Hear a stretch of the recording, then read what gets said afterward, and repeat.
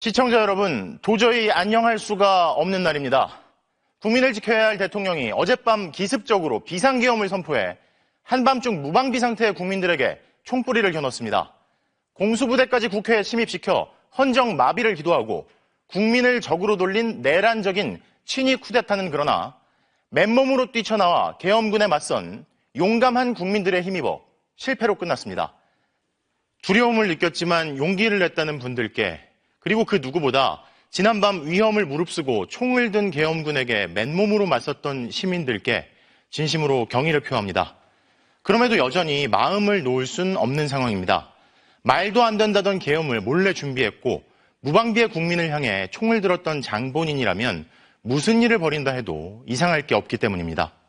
대한민국은 민주공화국이고 모든 권력은 국민으로부터 나온다는 우리 헌법의 뜻을 지키기 위해 시청자 여러분께서 마음을 모아주시길 바랍니다. 역사에 남을 시간을 기록한 2024년 12월 4일 뉴스데스크 마칩니다. 계속 뉴스 지켜봐 주십시오. 정치인들과 공직자들에게 묻고 싶습니다. 왜 그 일을 시작했습니까? 지금 왜 그 일을 하고 있습니까?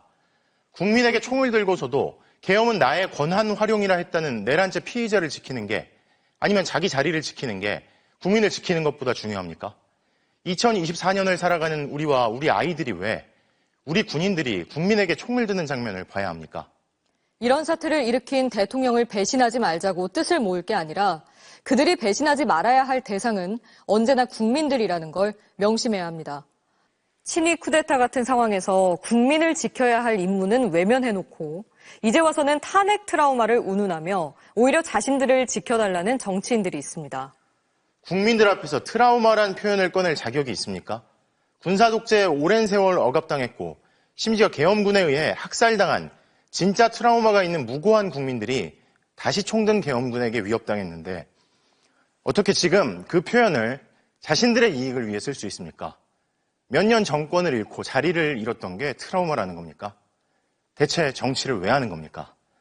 내란죄 피의자가 또 무슨 일을 저지를지 모르는데 국민을 지키는 것보다 자기 자리를 지키는 게 더 중요합니까? 지금 국회에서는 아직도 윤 대통령 탄핵안에 대한 표결이 진행 중입니다. 당의 이익이 국민의 뜻보다 위에 있을 수 있는 걸까요? 무엇이 우선시되어야 하는지, 정치인들은 누구를 위해 싸워야 하는지 가장 기본적인 질문을 떠올리게 합니다. 국민이 권한을 맡기지 않은 이들이 내란죄 피의자 대통령의 질서 있는 조기 퇴진을 운운합니다. 반헌법적입니다. 대통령의 권한이 누구 겁니까? 자기들 게 아닙니다. 국민에게서 나온 국민이 위임한 권한입니다. 그 권한을 아무런 근거도 없이 자기들끼리 짜고 마음대로 나눠 먹을 수 있는 거라고 생각하는 겁니다. 그럴 자격도 권한도 없는 이들의 반헌법적인 발상입니다. 언제까지 내란죄 피의자가 정해주는 대로 따라다니기만 할 겁니까? 몸을 던져 내란을 맡기는커녕 심지어 위헌적인 계엄에 눈감은 내란죄 피의자들과 지금 공모하겠다는 건 그들을 돕겠다는 겁니다. 여전히 숨어 인사권을 행사하고 무슨 짓을 또 벌일지 모르는 극도로 위험한 내란죄 피의자를 그냥 내버려 두겠다는 겁니다. 탄핵은 질서 있는 퇴진이 아니란 소리야말로 헌정 질서에 반하는 말입니다. 탄핵이야말로 대한민국 헌법이 정한 유일한 대통령 직무정지 방법이고 유일하게 질서 있는 퇴진 절차이기 때문입니다. 지금 정치, 경제, 사회 이 모든 것의 문제를 일으킨 원인은 딱 하나입니다. 하지만 국민을 상대로 한 내란을 막지도 못하고 내란을 멈추는 자리는 피하고 내란죄 피의자 직무를 정지시킬 유일한 절차에 참여할 권리와 의무까지 스스로 던져버린 이들은 오늘도 문제를 외면한 채 반헌법적인 궤변을 늘어놓고 있습니다. 나도 욕 많이 먹었어. 그러나 내일, 모레, 1년 후엔 또 달라져. 국민은 원할 수 있지만 대한민국의 미래를 위해 대통령 탄핵에 반대한다. 그런데 국민의힘이 말하는 그 미래가 정말 대한민국의 미래 맞습니까? 국민이 원할 수 있지만 이라는데 대체 그게 무슨 소리입니까? 국회의원들끼리 오로지 자신들만의 미래, 그저 자리를 보존하는 헛된 미래를 그리고 있는 것 아닙니까? 욕을 먹든 국민이 뭘 원하든 시간만 끌면 된다는 속셈 같아 보입니다. 그리고 그 무엇보다 그렇게 탕진하는 시간, 그 시간이 누구 겁니까? 그런 식으로 내란 사태를 지속시키고 경제를 망가뜨리고 보통 사람들의 재산을 축내고 심지어 민주주의 가치 공유를 핵심으로 하는 한미 동맹까지 심각하게 훼손하고 있는 지금 이 시간이 몇 안 되는 정치인들 겁니까? 왜 그들 마음대로 국민의 시간을 탕진해 대한민국의 미래를 망가뜨리려는 겁니까? 여전히 비상계엄을 선포할 수 있고 군대를 움직일 권한도 있고 그걸 막겠다는 군 인사를 날려버릴 권한까지 있는 내란죄 피의자 대통령을 국민의힘 의원들은 물론이고 수사기관은 왜 아직도 가만히 내버려두는 겁니까? 또 다른 내란 사태를 일으켜도 된다는 겁니까? 그게 아니라면 한시라도 빨리 움직이십시오. 왜 그 자리에 있는 겁니까? 국민들과 대한민국을 지켜야 합니다. 뉴스를 봐도 안 봐도 계속 불안하다는 분들이 너무 많습니다. 언제나 그랬듯 지금도 역사를 만들고 계신 여러분께서 내란 사태 종결을 위해 힘을 모아주시길 바랍니다. 저희도 함께 온 힘을 다하겠습니다. 무슨 주술에라도 걸렸는지 국민의 명령도 안 듣고 가장 중요한 동맹이 분노를 꾹꾹 눌러담으며 반복하는 경고도 안 듣고 자본시장의 질타도 안 듣고 결국 아직도 내란죄 피의자 편만 들고 있습니다. 상대의 뜻을 무시하고 반복해서 강조하는 이야기까지 계속 듣지 않으면 결국 손절당하는 겁니다. 내일은 12월 12일, 지난 1979년 군사반란이 있었던 날입니다. 군사반란을 일으킨 지 얼마 있지 않아 계엄군은 광주에서 학살을 저질렀죠. 그로부터 45년이나 지났는데 광주의 참상은 2024년 서울에서 재현될 상황이었습니다. 만약 12.3 내란을 여러분께서 막아내지 않으셨다면 서울을 비롯한 전국 곳곳에서 우리와 우리 가족들, 아이들의 삶까지 파괴됐을 겁니다. 그런데도 여당 중진이란 이들은 토요일에 탄핵안을 표결하면 집회 시위자들 때문에 자신들이 위험할 거라며 국회의장에게 항의하고 있습니다. 국민을 무시하는 소리입니다. 역사의 역행을 막아냈고 지금도 맨몸으로 막고 있는 수준 높은 시민들을 매도하고 있는 내란 비호자들이야말로 반역을 멈춰야 합니다. 변명은 비겁했습니다. 태도는 비루했습니다. 표현마저 저열했습니다. 망상에 빠진 채 이대로 혼자 퇴장하진 않겠다며 국민의 삶과 나라의 운명을 볼모로 붙잡고 허우적대는 듯 보이는 내란 수괴로 지목된 피의자의 반복되는 파렴치한 거짓말에 제정신이 아니란 표현조차 부족할 지경입니다. 대통령이란 호칭을 붙이는 것도 담화라는 표현을 쓰는 것도 과연 적절한가 싶게 만드는 29분이었습니다. 안 그래도 불안 속에 하루하루를 보내고 있는 국민들이 왜 그 긴 시간을 앞으로는 또 얼마큼을 말도 안 되는 변명을 듣는데 써야 할까요? 이곳 국회 앞에서 느낄 수 있는 분노한 시민들의 외침과 이 추운 날씨에도 거리로 나온 시민들의 모습이 저 뒤에 있는 국회의원들에게도 분명 잘 들리고 잘 보일 겁니다. 세상을 극도로 어지럽히는 한 명이 권력을 가졌다고 막기 어려운 큰 존재처럼 보이십니까? 그러나 여의도에 모인 시민들의 마음이 전국 각지에서 뜻을 함께하는 국민들의 마음이 서로 연결되어 있습니다. 그래서 우리가 그 한 사람보다 비교할 수 없을 만큼 더 큰 하나라는 걸 잊지 말아 주십시오. 국민에겐 뽑을 권한도 있지만 뽑아낼 권한도 있습니다.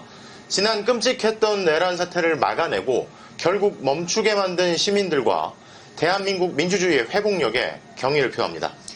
오랜만에 편안하고 안전한 밤 보내시기 바랍니다. 일상으로 돌아갔어도 시민들의 눈과 귀와 연결된 마음은 여전히 내란 사태를 향해 있습니다.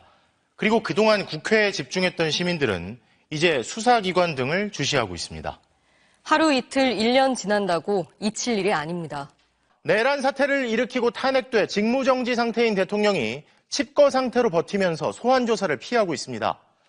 그런데 과거 권력기관을 수사했던 어떤 검사는 이런 얘기를 한 적이 있습니다.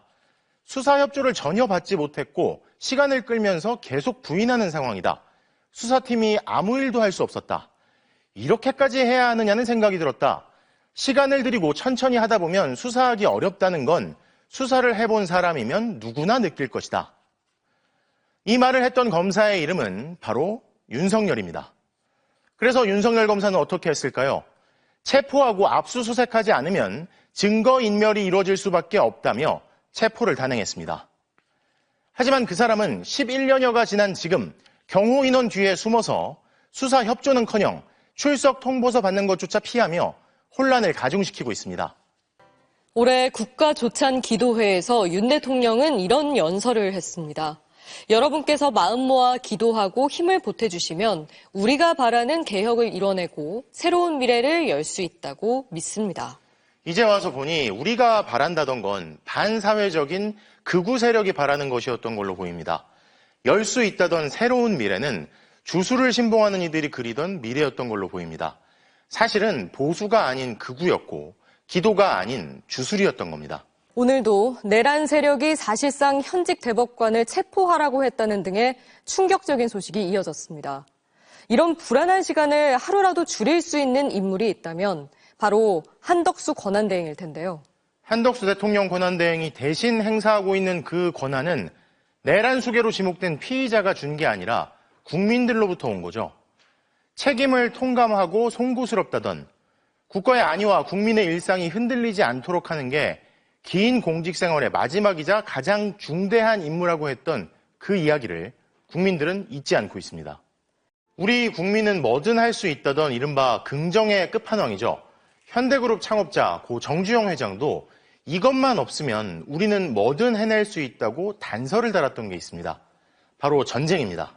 그런데 고작 자기 자리를 지키기 위해 계엄의 구실을 만들기 위해 계획적으로 전쟁을 유도했다는 근거들이 나옵니다. 전쟁이 나면 삶이 파괴될 힘없는 국민에 대한 고려는 그 어디에도 없습니다. 이런 광기를 편들고 특검으로 수사도 못하게 시간을 끌어주는 이들에겐 지금도 국민에 대한 고려는 없어 보입니다. 자신을 보통 사람들과 다른 우월한 존재로 여기지 않으면 이럴 수가 없습니다. 내란을 일으키기 전에 그랬어야 할 국무총리가 적반하장으로 이제 와서 내란을 두고 타협, 토론, 협상, 공평함을 운운하며 마치 중립적인 척 내란죄 피의자들을 편들고 있습니다. 자신과 가족들을 총으로 위협하고 감금하고 사살하려 했다는 범죄자와 마치 아무 일 없는 듯 타협하고 토론할 수 있습니까? 대다수 국민이 자기 발 아래 있다는 듯 우습게 보는 게 본질입니다. 또 경제는 심리가 중요하다면서 불확실성을 없애겠다는데 광기 어린 내란 세력을 제대로 수사하고 처벌하지도 못하게 스스로 막아서 놓고 그래서 언제 무슨 일이 또 생길지 모르는데 무슨 예측 가능성과 심리를 운운합니까? 유체이탈입니다. 국회 합의가 필요하다는 소리를 하고 막아서는 건 지금이 아니라 내란 사태가 일어나기 전 대통령에게 했어야 마땅합니다. 결국 희망은 시민들에게 있습니다. 대통령 권한을 대행하게 된 최상목 부총리가 오늘 그랬죠. 이 같은 혼란은 잠시라도 지속돼서는 안 된다. 헌법대로 하면 됩니다. 총을 쏴서라도 끌어내라며 내란을 일으켜 직무정지된 장본인이 윤석열 대통령입니다.